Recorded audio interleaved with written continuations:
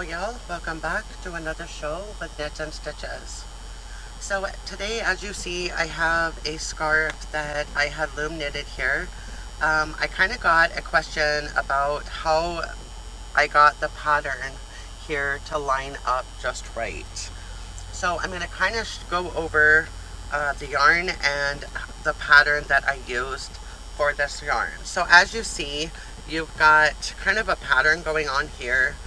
Then it goes to the purple, the pink, and then it goes back again to another pattern, and then so on. This yarn here is by Premier Bloom. It's the big chunky it already has a pattern. I believe it's called self pattern. I'll put that picture above here. This is the yarn that I had used for this particular design. So what I did is I believe this is called a garter stitch. For those of you that are familiar with looming. If not, I'm going to go step by step and kind of show you how to create that stitch. So of course I did my cast on, and all I did is just I just did a basic wrap cast on. For those of you that are familiar with loom knitting. Those of you that are new, I will be doing another video to kind of start off and show you how to do simple cast-ons on your project. But for today, I'm just going to kind of show the stitch that I had used on here to get my pattern to line up properly. Now with the Premier Bloom, the pattern is going to be different depending on what project you're creating, whether it be a crochet or loom, whether it's how many pegs you're working with, or the distance of your peg. So for example, if the bigger the width of the peg, the difference that pattern is going to lay out for you. Same with crochet, depending on whether you're using a single crochet, double crochet, or so on, it's still going to come out different depending on the stitch and the width of the stitches that you use on a loom. So what I did here is I just did a simple E-wrap in one direction, and then I did a purl stitch in the opposite direction. So this is a 24 peg loom that I'm working with here, and as you can see, each one of these pegs are all joined here except for this one. Where this peg is, I did not join these, but I did use all 24 pegs. So what I did, as I stated, I did a E-wrap in one direction and a purl stitch in the other. Now it doesn't really matter whether you're right-handed or left-handed, as long as you do it one way E-wrap, other way purl. So here I'm working back towards my opposite direction, and this is where I'm doing my purl stitch. So a purl stitch, for those of you that are new, I just go under the first loop with my hook, grab the yarn, and pull it up.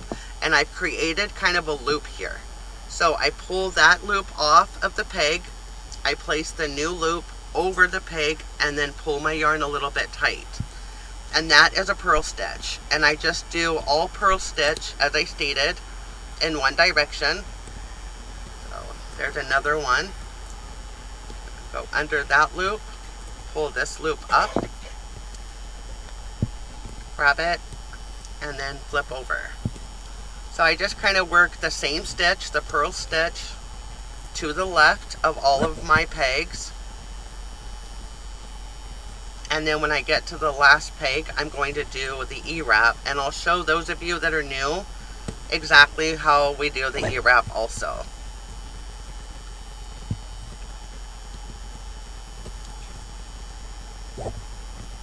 Now the garter stitch is kind of nice. It kind of gives a different look to your pattern. Not only with just the basic E-wrap where the flat kind of looks flat, but it also gives a little bit of the loop, as you've seen in the beginning of the video. So garter stitch is one of my favorite also. I kind of like the way, especially with the Premier Bloom, because the pattern is built in, it really, to me, gets the pattern to kind of come out looking the way that it should. And on this one here, I believe, to me, the pattern kind of looks like a vine of berries, like strawberries. So we're almost, oops. So we're almost to the end here. Pull it up and flip it over.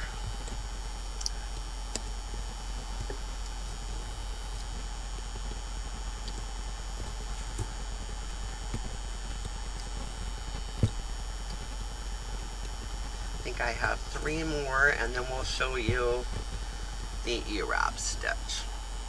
So again, kind of do a couple more with those of you that are new. I just go under my top loop, flip my yarn up, create that loop there. I grab that one off, replace it with this one, and pull it a little snug so it doesn't come back off of there. And I just keep going to the left or the right, depending on if you're right-handed or not. Just 1 row of purl, 1 row of E-wrap. Okay, I'm on my last one here. Now, one thing you want to remember is if you're using a loom and you're only wanting, if you're wanting to do a scarf, you do not want to connect those 2 pegs together, depending on what type of a width you use. So as you see, I don't have any yarn here, but I do in all the others here. Okay, so now I'm going to go back and I'm going to E-wrap. So I bring the yarn back forward. Okay, so now I got to the end and I did my first wrap on that hoop on the first peg. And all I do for the E-wrap in the opposite direction is I just wrap the yarn from the behind and wrap it around my pegs. I take that bottom loop and I pull it up over the top. Kind of snug. Pull it snug a little bit, then flip it over. So either you can start with 1 peg at a time like that, or you can just wrap with an E-wrap. You can just wrap so many pegs. But I do recommend when you go to flip your yarn, just kind of give it a little tug, but not too tug, because you don't want that yarn too tight, because the tighter you do it and the further you go, the stitches are going to get too tight for you to flip over. So I just wrap that yarn over and work my way all the way down to the last peg.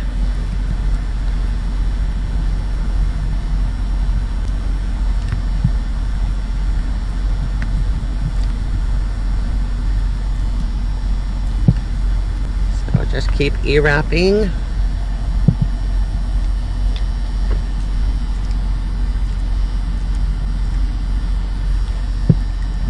Still working my way back to the last one here. Now I don't usually push my bottom loops all the way down to the bottom like a lot of people do, simply for the fact that all that does is it tightens up your yarn and makes it can make it difficult to be able to flip your knits over. So as you see here, the yarn has a little bit of the tint pink in it. This is a pattern. This is going to be starting to make another row of this pattern here. And as I stated, the pattern is built in. So as you go and you create your pattern, you'll start seeing some of the color changes in your yarn. Okay, now I'm down to the last 2 here. Oops, 3 I mean. Okay, so that was my next row of E-wrap, and I did my first row of purl. So as you can tell, I'm back to the beginning of my row here, and I'm going to be working in the opposite direction. So instead of bringing your yarn up like you did the last row to wrap it, you're going to bring your yarn below your loops here, because this is going to be another row of purl stitch. So you go under the first one, pull this up, grab that off of your peg, replace it with this one, and pull it tight. And that's pretty much the basic 2 stitch that I do to create this scarf. And just keep going all the way back to the last peg. And as you see, these colors are starting to change again, and they're going to start forming.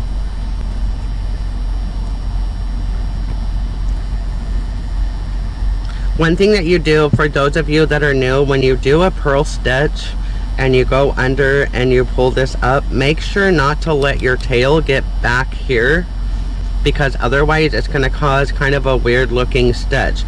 For the purl stitch, I always keep my yarn in front of the pegs. Okay, so that kind of pretty much shows you how I created that. Just, you're going to go one round with the E-wrap and then go back with the purl stitch, and just back and forth, back and forth. And after you get a few rows done on your loom, this is what it's going to end up coming out to look like. Now this here, that's that pattern starting. So once you get enough rows in, as you see here, you're going to see another row of the pattern coming out that kind of looks like a berry, a vine with berries. You got your little green for the leaves, and you got your little pink for your berries. So y'all, I hope that helped kind of show how I created and how I got that yarn pattern to come out looking like it should. If you have any questions, please leave a comment below, and we will see you all on the next tutorial. Have a great day.